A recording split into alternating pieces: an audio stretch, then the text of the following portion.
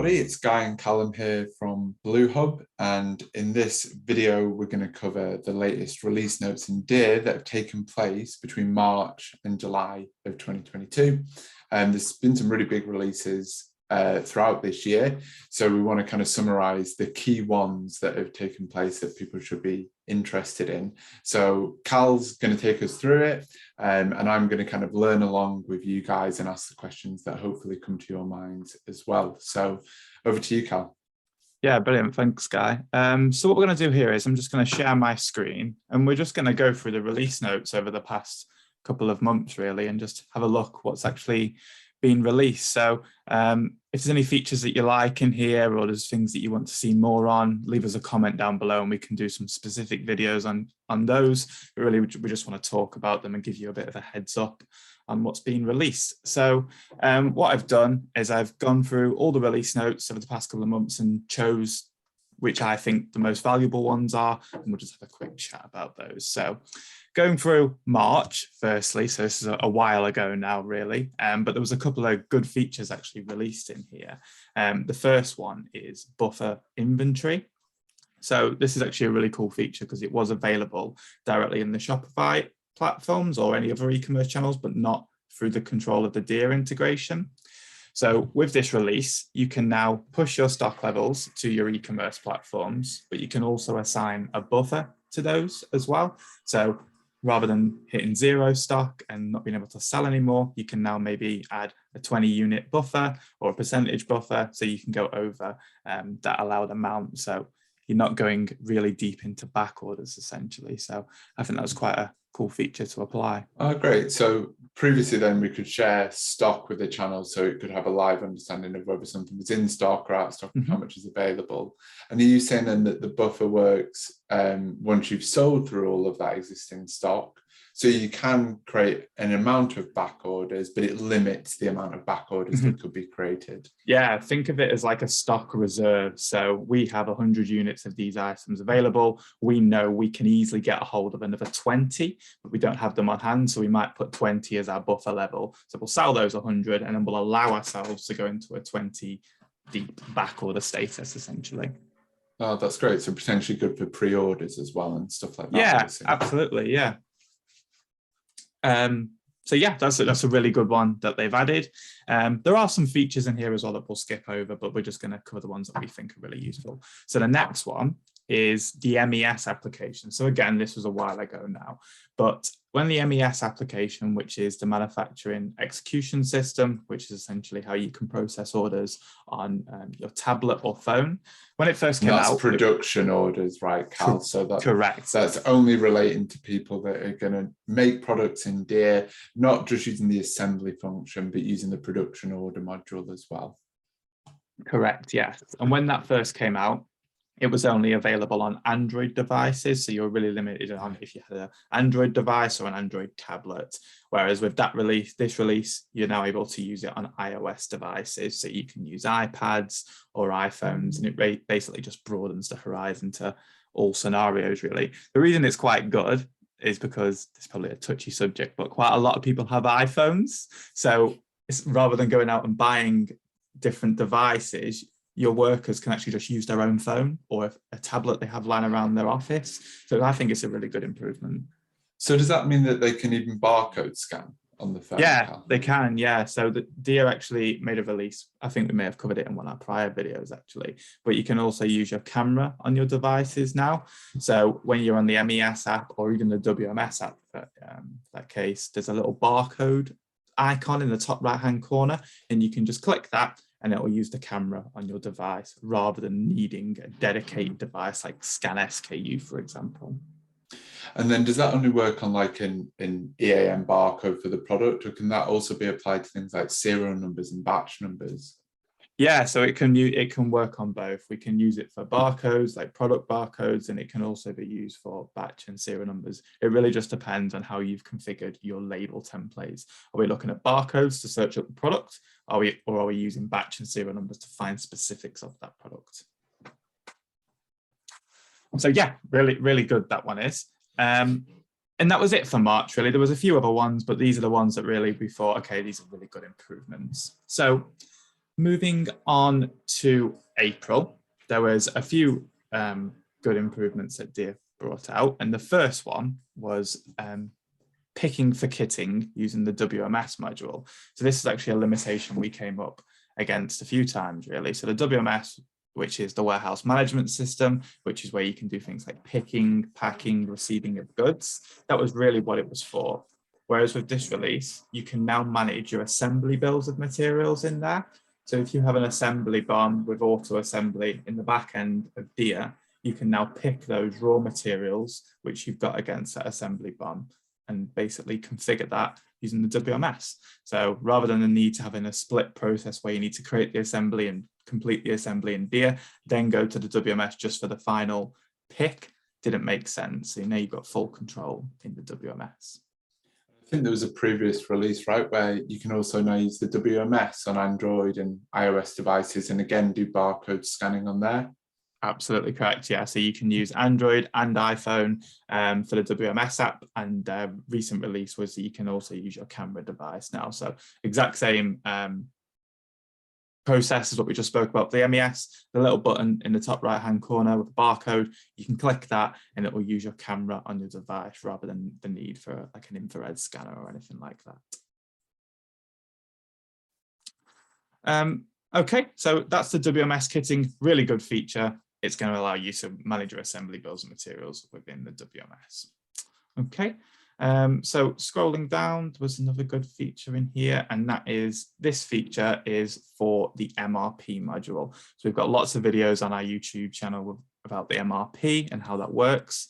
What it is it stands for Material Requirements Planner, and it essentially allows you to plan your demand in the system, what supply you need to fulfill, take into account things like sales and stock levels, and Deere will help you create a bit of a demand plan of what you need to order and by when. This release was allowing people to see where that demand comes from. So previously, Deere would produce a report for you. It would say, you've got these products and there's demand in these numbers. But it was really hard to see where that actually came from. It was pretty difficult, actually. Now, with this release, there's a button where you can select called Show Demand Details. And by turning that on, it will then make the demand numbers clickable. And once you click in them, you can then view all the entities of where that demand is coming from. So for example, you might click on the number 5 and the demand might be coming from 4 sales orders and a transfer order request. And just so it gives you that little bit more visibility and being able to make a thorough assessment of the demand you actually need to fulfill. So big, so is big that similar to when you go on the inventory availability screen and you can see what's on order and what's allocated, you click that and you can see then what sales orders or production orders that item's allocated to? Absolutely, yeah. It just keeps it all in one screen, really nice to view. You can see it across multiple things as well. So you not only can you see demand, you can also see, you can have visibility on where that demand might be currently already being met. So you might have, like previously, 5 sales orders for a 5 demand, but you might have a purchase order already outstanding for 2 items. So your actual supply need is only 3. So it just gives you full visibility and being able to see all that information. And I guess, does that also give you the opportunity then to kind of unallocate stock from certain ones by going in and maybe undoing that production order or something along those lines? Yeah, it does give you that visibility, and you can click into existing production orders and make those changes as well. Right. So I guess it does 2 things, right? It helps you make sense of those numbers and how the MRP demand reports come to them, but also then allows you to make decisions on how you might want to adjust other orders in the system to enable you to kind of redistribute that demand or availability. Yeah. And there's another change that we'll look at in the July release notes, which expand on this further and makes it really good, actually. So the next one that I want to look at is a change that was made around how we manage stock adjustments in Deere. So I think that one was right at the bottom. And this one is a good change, actually, because previously the only way to make a stock adjustment was going into the inventory module and then clicking stock adjustment to bring in stock, or you might use a write-off to take out stock within the system. Now, what this change allowed you to do was from the inventory availability screen, where you have the hyperlinks that you previously spoke about, where you can click in and see where that's coming from, you can now click create a stock adjustment directly from that page and change your stock levels, which will create a stock adjustment in the back end of Dia without the need to going from that screen, go into your stock adjustment and creating it separately. It allows you to do it all in one place, which is really good, actually. Saves you going through multiple processes. Yeah, right. I guess it reduces clicks, quite a lot, doesn't it, in order to make those quick fast changes. Yeah. And I think for people that haven't seen any of our release note videos before, this is one of the reasons why we love Deer so much, is that they don't customize individual instances. They just focus on building out that core product. And what it means is that every 2 weeks, there are releases like this put into the system that then affects everyone globally. So every 2 weeks, all of our clients that use Dia are getting a better package every single time. And it's always kind of either expanding features into new territory, like we've seen with the WMS and the production module in general over the last years, or it's just making the system more user-friendly and more applicable to real-life business scenarios. And I think that's a good example of the latter. Yeah. And they're not random features either. They don't just come out of thin air. It's actually feedback from the community. So Dia has, of course, the support request forum where you can go ahead and raise your any feature requests that you want in the system, and then Dia will take those into consideration. Like, for example, the demand details one from the MRP was actually a request that we raised via the feature requests, and it got implemented through there. So it's actual feedback from people who are using Dia, and it's constantly improving based on what people are seeing, plus adjustments, like you said, just to expand Dia itself. So really good. And you can give the audience the specifics, Cal, but we also have a Facebook group, right, that's free to join for Dia users. And we've seen some people in that community are now letting each other know when they've requested a feature so that they can go in and upvote that feature. So we've got a community now that are pushing towards those features that people need. So where do people search for to find that Facebook group, Cal? What's it called? Yeah, so what we can do is we'll put the link to the Facebook group in the description of today's video. If you can't find it for any reason, go to Facebook, type in Dia Inventory Users Group, and you'll be able to find us and complete a join request. It's a good community. We post lots of videos in there. People ask questions, and like you just said, people are helping each other out with feature requests. So it's a good place to be if you're using Dia. Okay, and that was it for the April one. So we'll move on to May. So into May, we had a really good feature that Dia actually brought out, and that was the ability to create purchase orders directly from sales orders. Now, this was really useful to have because previously, if you had a back order, for example, you may need to use something like the reorder back ordered report or even the reorder report. But now, when you put a sale into the system and you'll click authorize, you'll actually get another option called create purchase order. So rather than clicking back order or split order and going off elsewhere, you can just click create PO, and then Dia will create your purchase order for you for that stock that you need to fulfill that sales order for.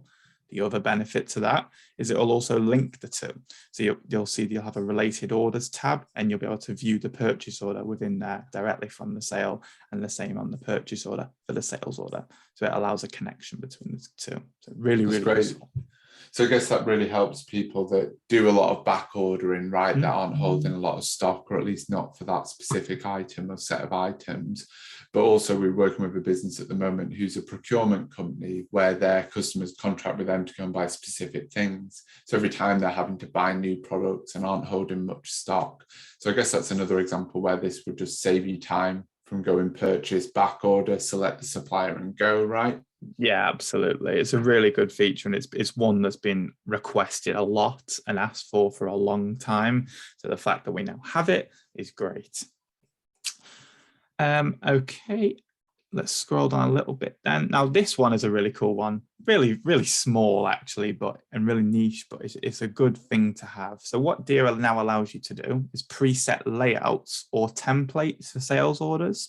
So it can be really useful if you have recurring customers buying the same products. You might offer a set package where it comes with these certain items, and any other details that you'd want to be fixed on that sales order. So you can add your sales order to the system with your products or your customer or whatever it may be, and you can simply just save that preset or layout. And each time you come to create a new one, you can select the layout from the drop-down list, and then you can open that up and it saves you the time of entering everything out. So really good. It's very similar to how recurring orders work. So recurring orders is another feature in Deer where you can create a sale and tell Deer that this is recurring. It happens every month, but this just gives you a little bit more control over it rather than Deer just creating the sale/invoice for you every month. Yeah, so you might use that reorder function if it's always going to be on a fixed cadence, once a month they come back for these products.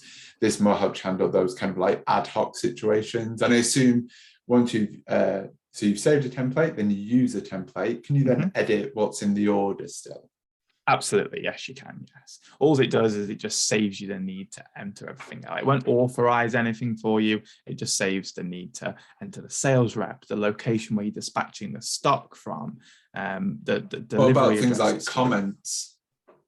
Comments can still be edited. Yeah, comments will save in the preset as well. And they're saving the preset, cool. Yeah. So really good feature, like I said, pretty niche, but I think it can be applied to most businesses. Or you might have certain standard practices that you want to follow where certain things need to be filled out, like you said, the comments. So that's where it might be useful. Finally, we're going to look at a small change to what Deer have made to one of the reports, and that one is right down at the bottom. So with the production module, you get a couple of reports. They're expanding all the time because it is still fairly new module. But one of those reports is actually the production shortage report. And what this is it essentially produces a report with all the items that you're short on. Now, previously, that report showed everything and showed you if you're short on some orders or you're not short on some orders. Now, with this release, it's a simple box that you can tick and it will only show you the orders that you actually have demand on. So it just makes that process a little bit easier and you can actually see, okay, what are we actually short on rather than everything and make an assessment throughout the entire list. So small change, but useful. So the production shortage report, which is a report that shows you what you're short on for certain production runs, has now added a filter. So it only shows you the production runs that you are short on. Correct. That is correct, yes. For the UK audience, I guess we can pass it as like a Ron Seal product. It does exactly what it says on the tin. Yeah, absolutely. But very useful report. Lots of our clients use it. Very small change, just makes everyone's life a little bit easier. Good stuff. Okay, moving on to June now. Now, there's actually a lot of features in June to go through. There's 2 tabs because they were released in 2 separate releases. So we're going to take a look at some of these in here. Okay, so the first one, again, very, very small change. But previously, on stock adjustments, when you were trying to create a non-zero stock adjustment, you had to put a cost against it.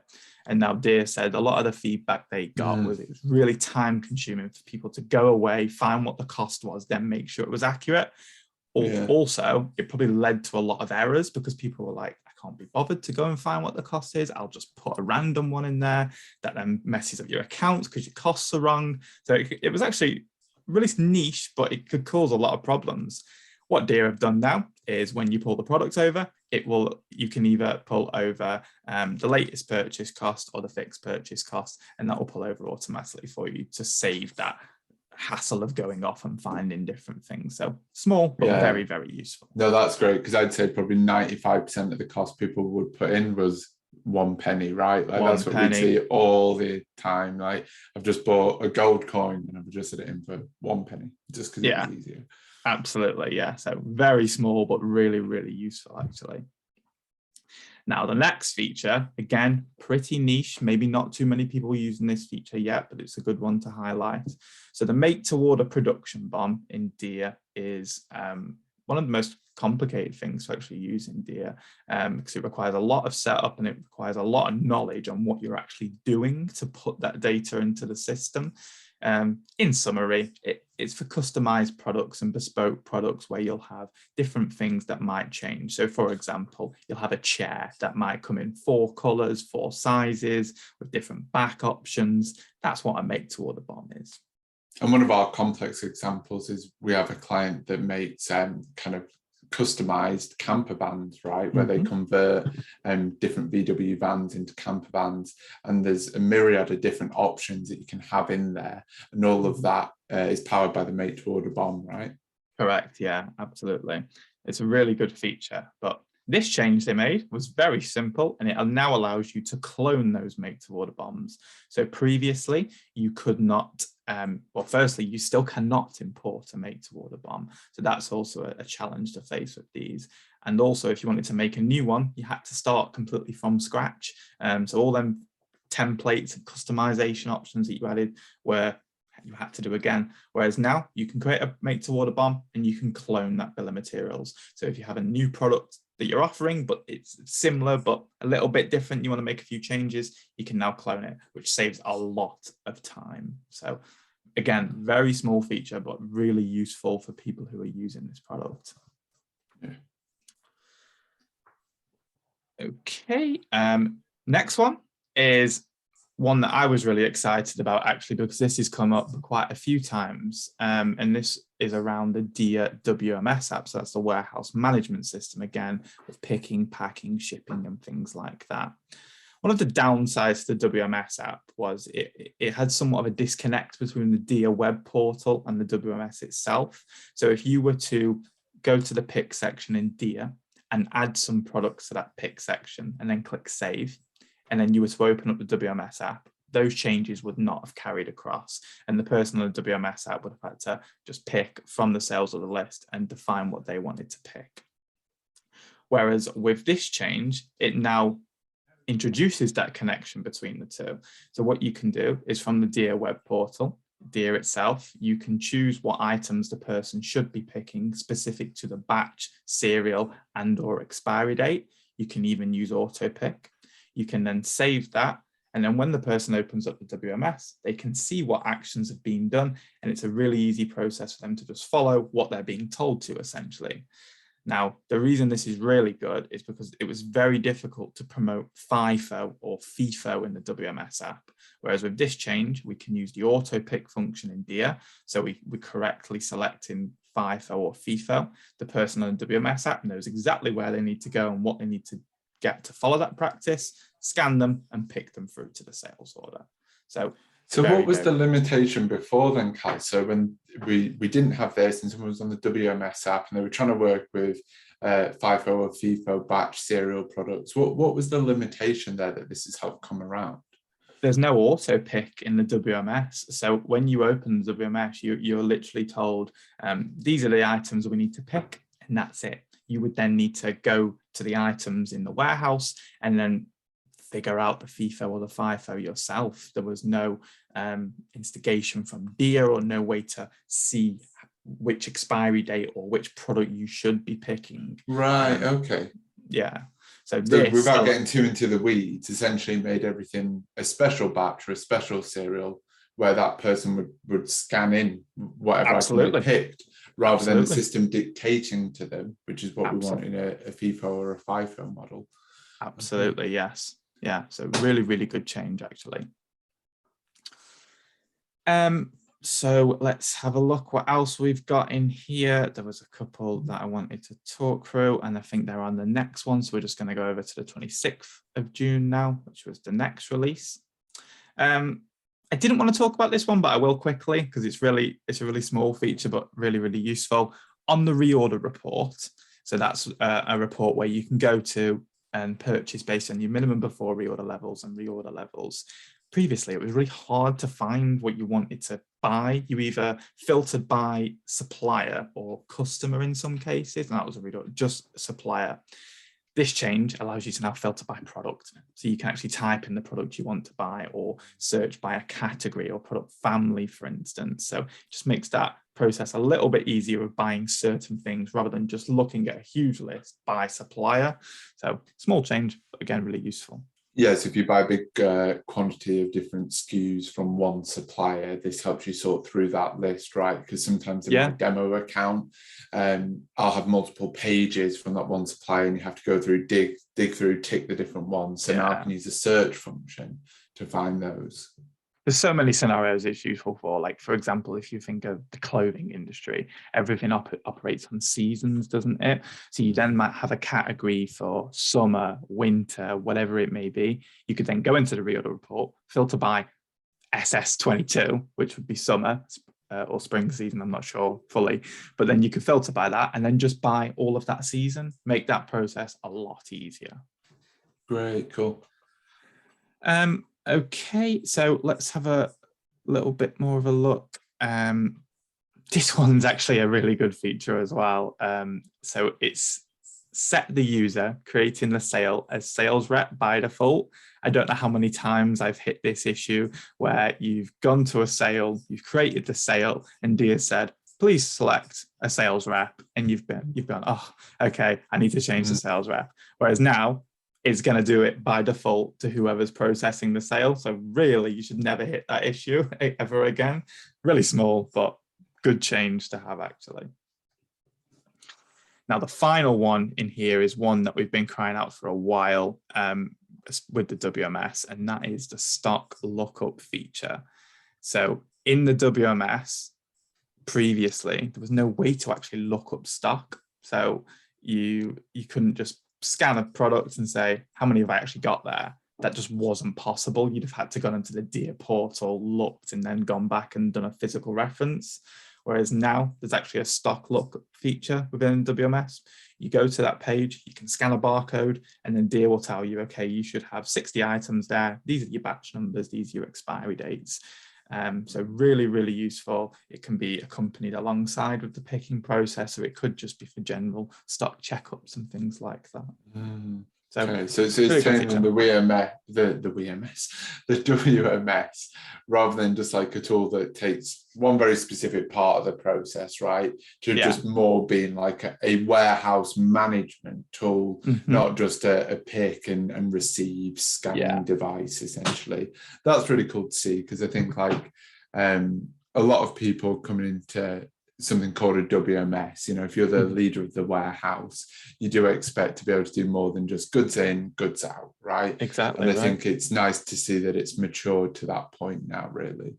Yeah, and there's a common trend a lot across these features, and I think we're going to continue to see it really, of improvements to these applications, because I think that was a lot of feedback we got for a while and we passed on to Dia, was these apps were created and sort of left in limbo without any improvements. But you can see Dia are really pushing a lot of these out. Like we've already spoke about 3 or 4 in here. So it would be really good to see what other improvements to actually make. Yeah, it seems to happen, right? Like from a user perspective, you see these new big features like the production module, the WMS, the MES get released. And then it kind of takes a little while for them to ramp up. And then like you hit this point where it's just like feature on feature and it all starts to compound. And I felt like that happened with the production module, you know, maybe a year ago. Like the first sort of 12 months, it was, you know, come see, come saw. And then it got to a point where it's like really, really flying. Yeah. And it's cool to see that now happen with the apps. Yeah, absolutely.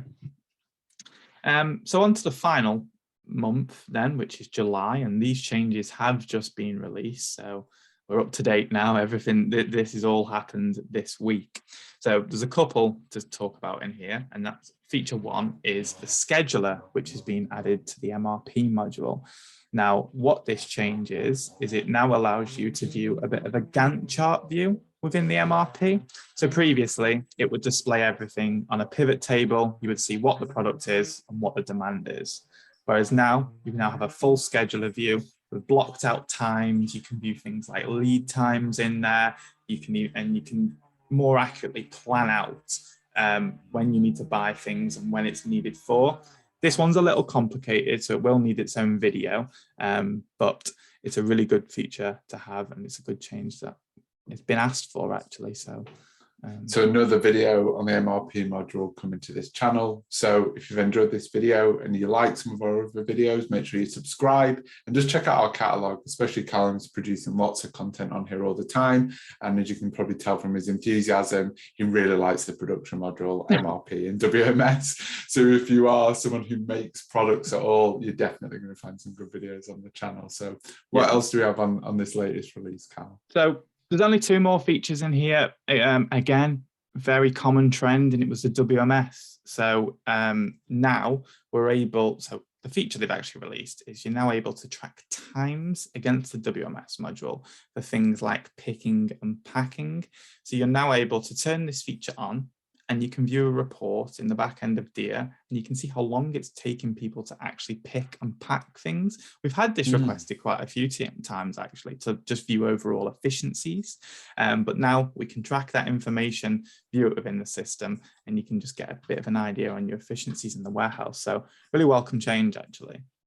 Yeah, that's awesome, because I've been speaking to lots of businesses at the moment that are doing warehouse upgrades, whether that's installing a mezzanine floor or buying a second building.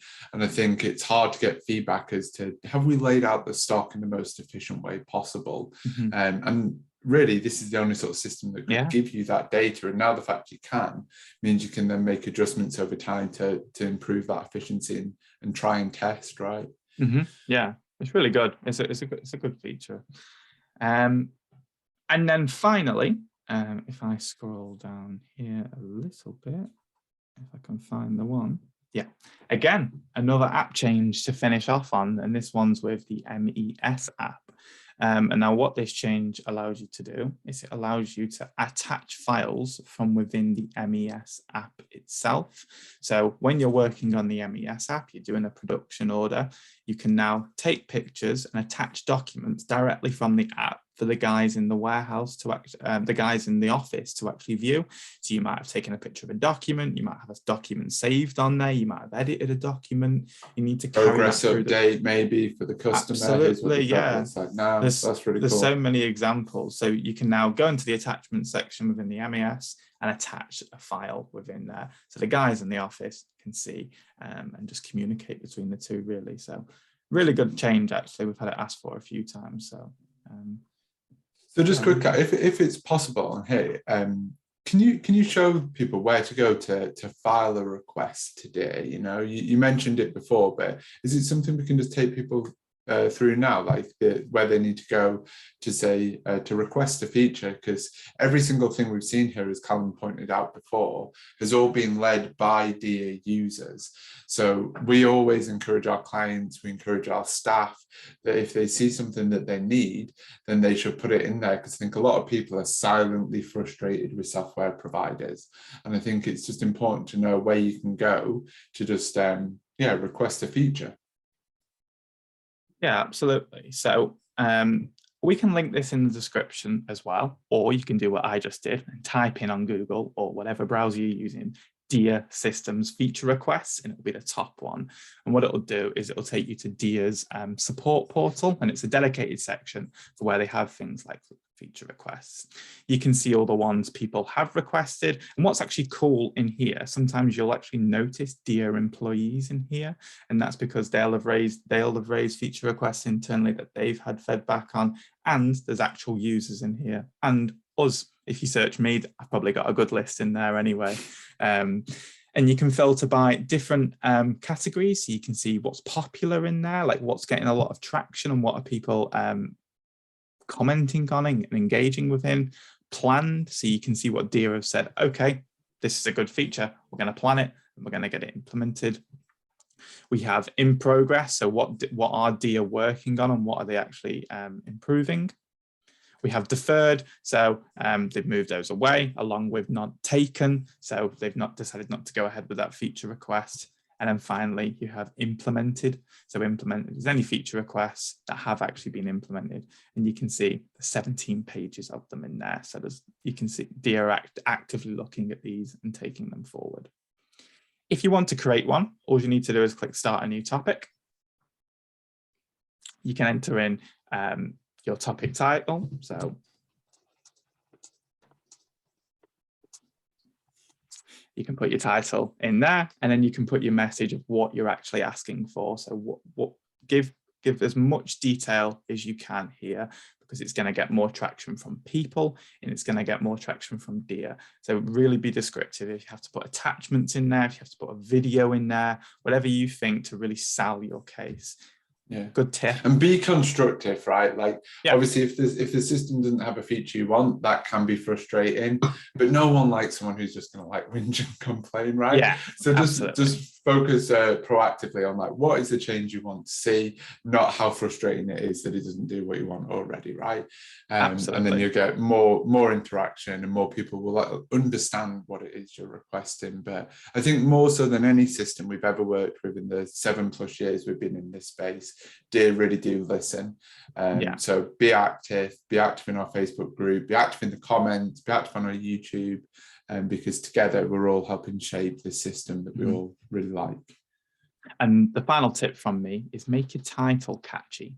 It sounds a bit cheesy, but make your title a little bit catchy, because that's all people are going to see on that big list. So make it something that's going to stand out to people and people are going to click on, because they need to click on it to view what you've actually written. So give it something that you'd want to click on. Final tip. Good. Awesome. Well, guys, we hope you enjoyed that video. As we say, like, subscribe. We're trying to push out as much content as we possibly can. And for the time being, it is all focused on Dear. So check out some of our other videos. We have playlists on manufacturing, as well as videos on all kinds of other topics associated with product-based businesses moving to cloud software, just like Dear. So until then, we'll see you all soon.